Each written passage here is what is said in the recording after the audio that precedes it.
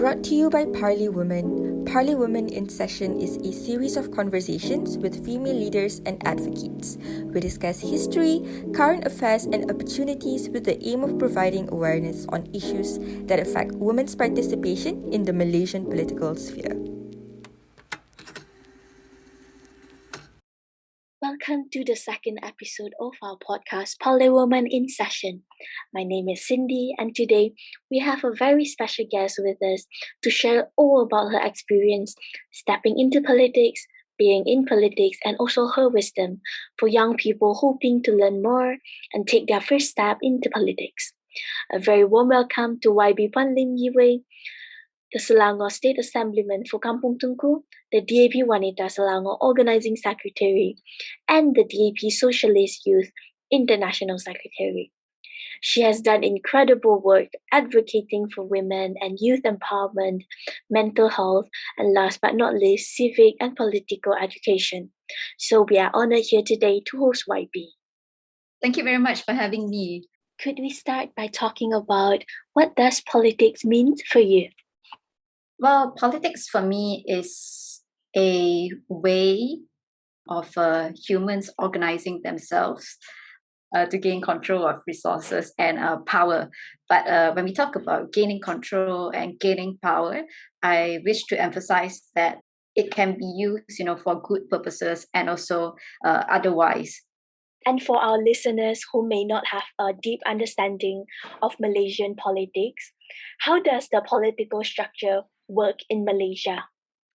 Okay, so to put it in short, Malaysia, we follow the Westminster parliamentary system where we elect parties who may or may not form coalitions to work together to form the government. So we do not directly elect our prime minister or deputy prime minister. We vote for candidates who represent the parties. Forming the government is done by having a simple majority of seats. So we have 222 parliamentary seats and about 500 over state seats in Malaysia. So that's the very simple in and out of it.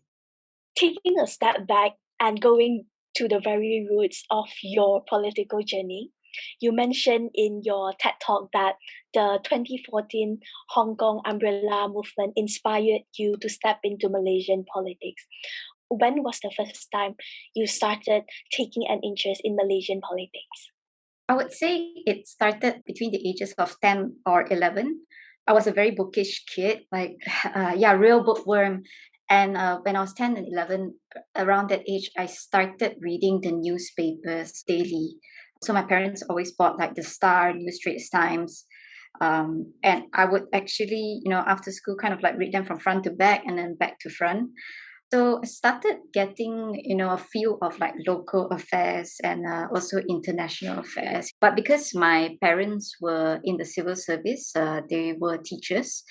So the idea of joining politics was like way back in my head, never really expected to do it. So yeah, I've always been interested actually. Prior to being involved in Malaysian politics, you were a conference producer working in financial industry. Was it difficult for you to leave your job in Hong Kong to join Malaysian politics? And were your family and friends supportive of your decision to join politics? Definitely it was difficult because I was getting quite comfortable in Hong Kong. It was a comfortable job. So I did financial conferences and my portfolio covers Asia Pacific. So we get to travel to Japan, Singapore, and other countries where we do events in. It was a really cushy job actually. And when I decided to join politics, I think I had to confront myself with a lot of questions like, is it a risk worth taking? What if I come back and, it doesn't work out, then where do I go? What do I do with myself? My family was definitely not supportive at first. Yeah. When I told them, over a Skype call, that time it was Skype, I said, I'm coming back to Malaysia. And then they said, oh, okay, great. Did you get a job with like a multinational company or with a bank? And I was like, no, I'm going to join politics. And then the crickets for a while. Finally, either my mom or dad said, okay, which party are you planning to join? And I said the DAP. For me, DAP has always been my party of choice without question, because we're a social democratic party, and the pillars of social democracy, freedom, equality, and solidarity. These are three principles very important to me. So I say the DAP, and they really went quiet for a while before going into the, we sent you away, to have a better future, not to come back and join politics, and you want to join opposition politics. Yeah, so there was that. But I figured that I was young enough to be able to make a switch, and if I was not compatible with politics, to actually return to corporate. So that's why I took the leap. But I understand also it can be very different for everyone. The considerations are different sometimes. So during your interview at the International Young Leaders Program around 2 years ago, you mentioned that one of the difficulties of stepping into politics is that there is a gap between candidates and the voters and the misunderstanding that lies between them. Is that something that remains true? And could you elaborate on some of the difficulties that you face going into politics? When I think, a lot of young people, when we enter politics and when we look at Malaysia following the Westminster parliamentary system, we often assume that members of parliament and state assembly people and even local councillors are mostly like policy based or legislative based. That means their core job in technical terms should be making laws and devising policies. And the stark difference in Malaysia is that an MP or Adun's job scope is not limited to that. You're basically everything to everyone. So if there's a problem, sometimes the first person that people call is the YB. Whereas it could be under the jurisdiction of local council, for example, rubbish collection. But if rubbish is not collected in a taman, sometimes they'll come to me. So I think that's the challenge, because we want to educate people to understand the different roles, between member of parliament, a state assembly person, a local council, and the different jurisdictions. And for the longest time, there hasn't been that differentiation. Prior to, I think, Pakatan Harapan coming into power as Pakatan Rakyat in 2008, the mindset was basically the YB can solve everything. The YB can solve my financial problems. If my kid needs a scholarship, I go to the YB. I kena con by someone for money or love scam, I go to the YB. It's a slow process. Sometimes we have to take a step back and actually be able to gently tell people that, look, I hear your problem, but I might not be the ultimate person to solve your issue, but we can channel you to the right agencies. We can channel you also to the right legal advice and so on and so forth. Thank you for sharing about that. And moving on to the next part, and this part will be all about your life as a politician.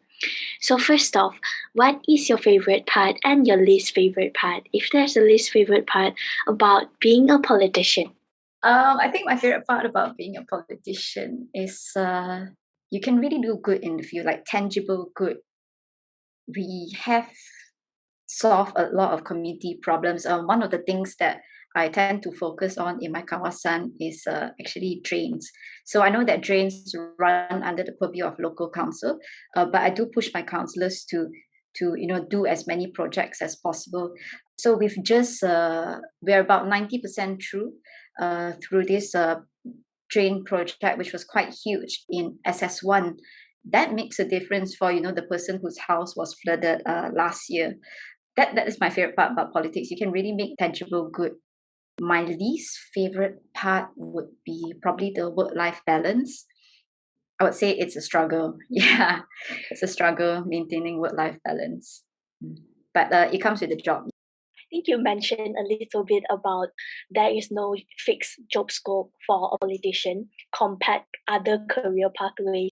So do you still remember how was your first day on the job? Was it something that you felt like you were just thrown into the deep end and you had to learn on the job?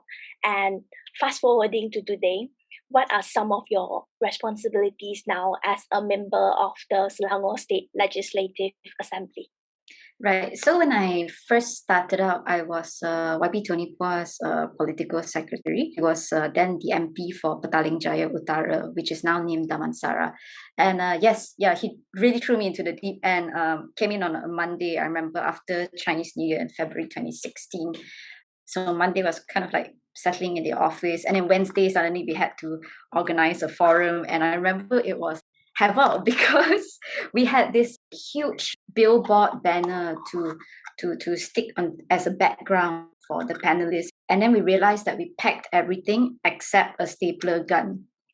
Yeah, so we had to send someone, like just run across the street, and then the shops were going to close at time, and just get that stapler gun.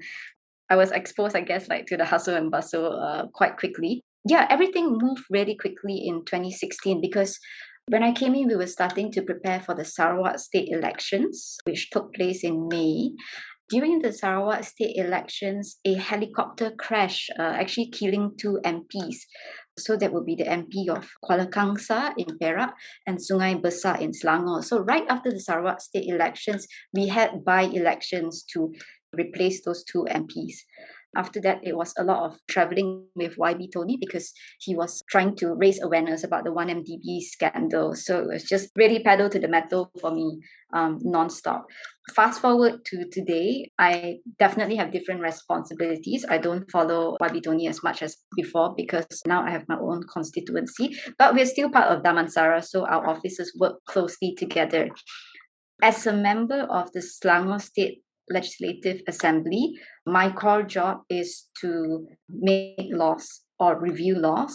And also as a government backbencher, meaning government adun who is not in the state cabinet, to give feedback and also ideas to the state government on how to better execute some of our policies. So I guess a typical day in the life is mostly made out of meetings with residents, meeting with agencies, also liaising with local NGOs, and coming up with community projects and also solving people's day-to-day problems. I think one of the cool parts though is that you become a generalist expert in things where you learn a lot about various things.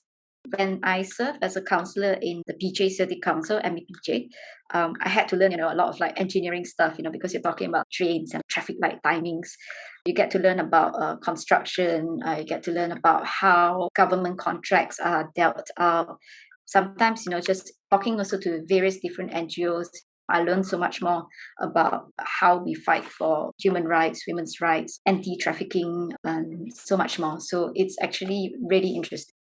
I think you mentioned a little bit about the skills that you have to help you become a really successful women leader as a politician, such as perspective taking as well as being adaptable when you first step into the job. Could you elaborate more for our listeners about what are the type of skills that you might need as a politician? I think one very important skill is actually being able to listen. Most of the time, the people who come to us for help, they feel like they've not been listened to for a long time. Their problems haven't been properly addressed. So sometimes they can come in and really angry and really emotional, and it's actually better to just sit and listen and absorb what they are saying. Take care of the emotions before we actually go to solutions. Listening is a very important skill. Being able to balance your time is one. Another very important value to have is empathy, because you will encounter different kinds of people who have lifestyles or also perspectives that may directly contradict yours. But in the end, I think it's important to realize that we are all Malaysians, and we have to find a way to live together. To be able to put yourself in someone's shoes and try to see where they're coming from is very important. And I think if more politicians were empathetic, we would have policies that actually take care of the poor and not just use them as photo props. I think that lead into our next section, which is about the main challenges that women leaders like you face, because I think that there is stereotype regarding that female being a more emotional, that might be a negative trait to have. What are the main challenges that women leaders like you face, especially in a largely conservative Malaysian political hemisphere? Like you rightly say, the first thing usually people always talk about is, oh, women are too emotional. I beg to differ. I think a lot of shouting in the parliament actually happens among the men.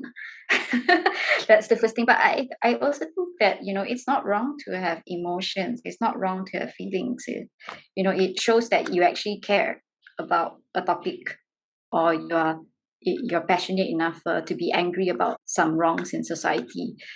But I also reject the notion that, people say like, oh, women leaders are more empathetic or more nurturing. And in the end, I feel like we're just people. For myself, I would actually classify myself as quite rough, like quite boyish and all. So I often have to fight with the stereotype, oh, she can't do the hard work, she can't carry things, do hard labor, that kind of thing. Or, is this site visit like too taxing, physically taxing for you? Yeah, I guess I just proved them wrong by jumping into it.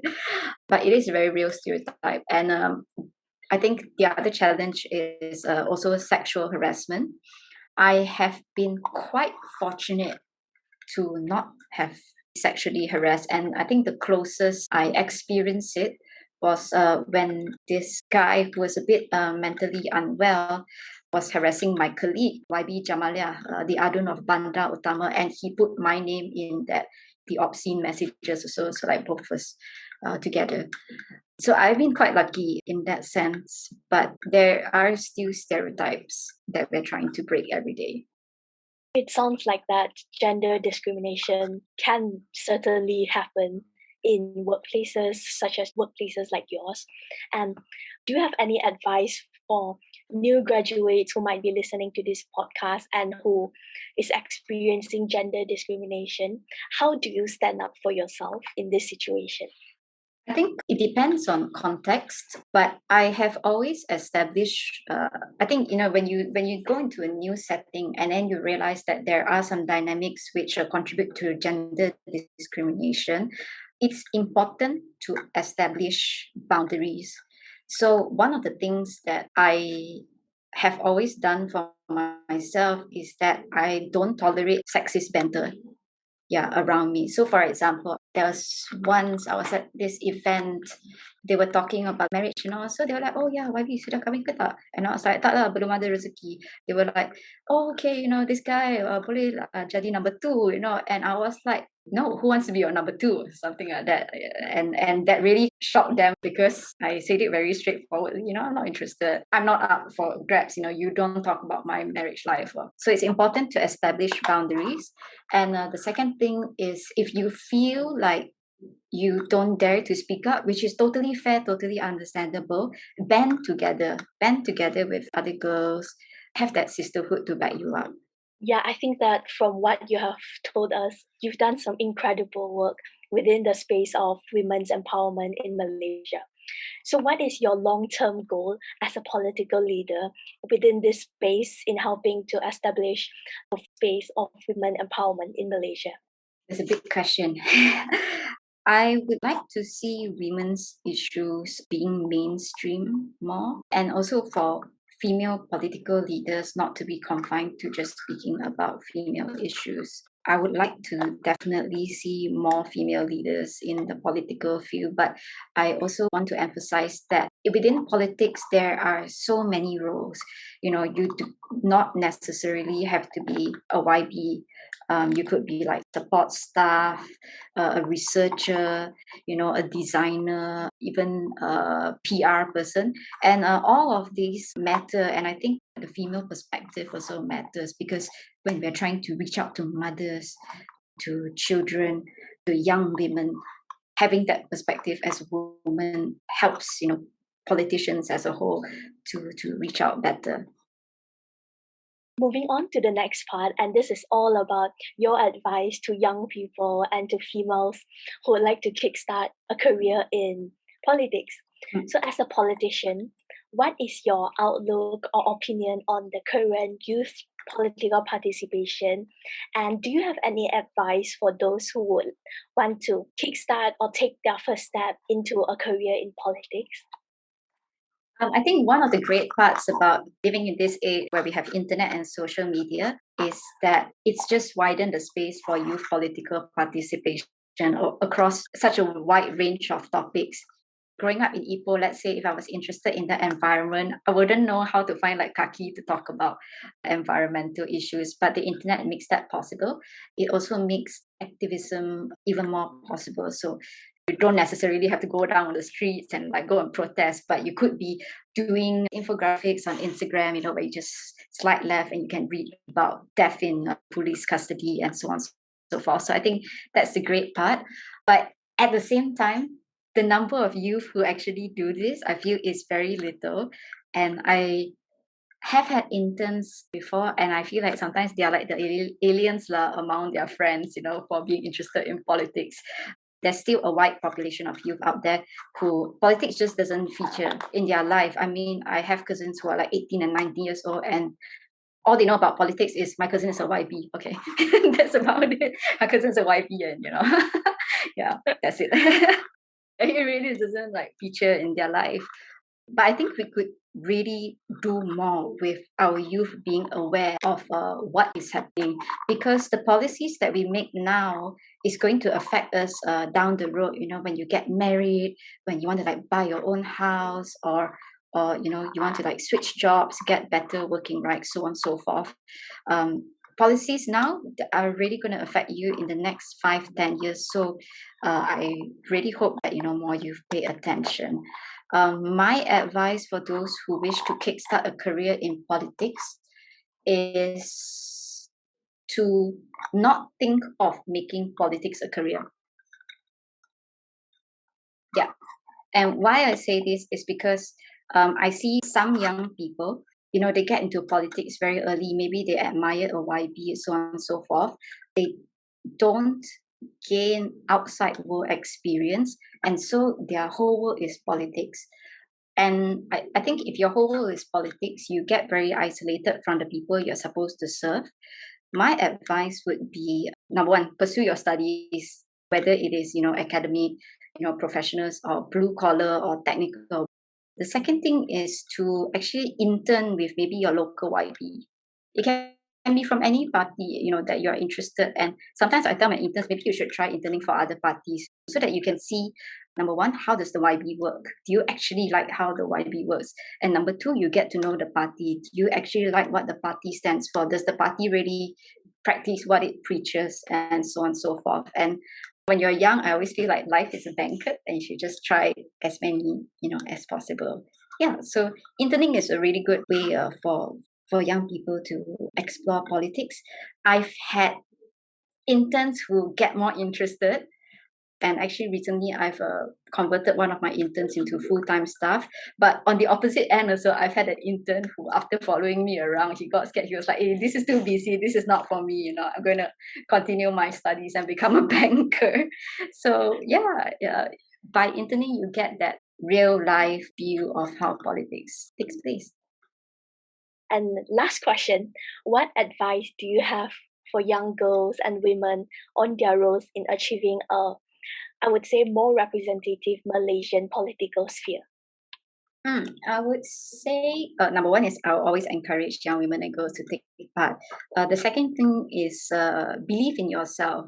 One common thing I think about women is that we always second guess ourselves. We always want everything to be perfect before we go into the interview room. I learned this quote from a friend, which I think is very powerful. Based on their accomplishments, men on their potential. I apologize for the audio quality here, but the quote was, women get hired based on their accomplishments, men on their potential.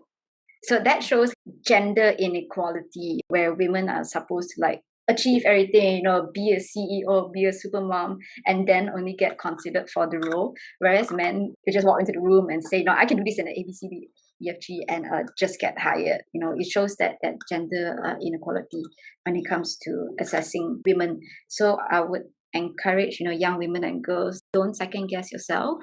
If you really believe in something, go for it. And the third thing is, I think, always show up. So one of the things that we didn't manage to touch on earlier, is tokenism in politics. So sometimes we have these discussions about there's an all-male panel, let's say on economics. You couldn't find a female economist. And some female speakers, they actually get offended when they are asked to become the token female. But I choose to take a different perspective. I would say yes to these invitations, because then it gives me a platform, and it also shows the young girls who might be watching that show that, look, there is actually a female representative who can talk about things other than women's rights. There are female representatives who can talk about science, who can talk about business, who can talk about technology, who can talk about entrepreneurship.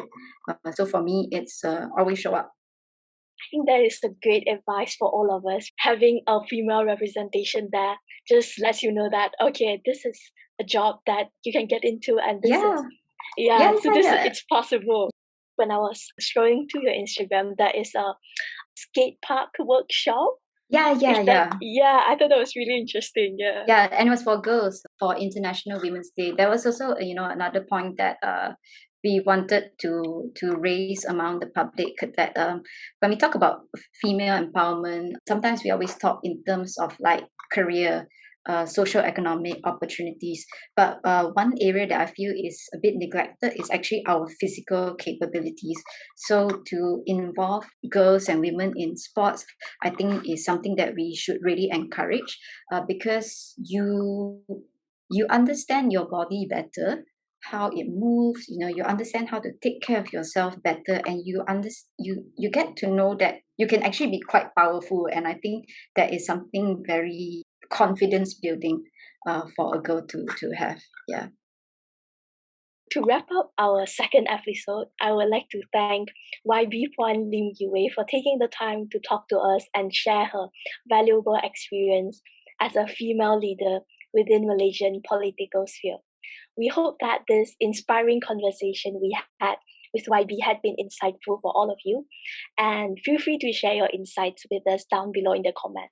And if you would like to learn more about female representation in Malaysian politics, do follow Parliwomen on Instagram and LinkedIn, where we share insights on inspirational women, leaders, and updates on our latest endeavors. And if you have any insights or input on what you would like to hear from us next, our DMs are always open. Until then, stay tuned when Parliwomen in Session resumes in the next episode.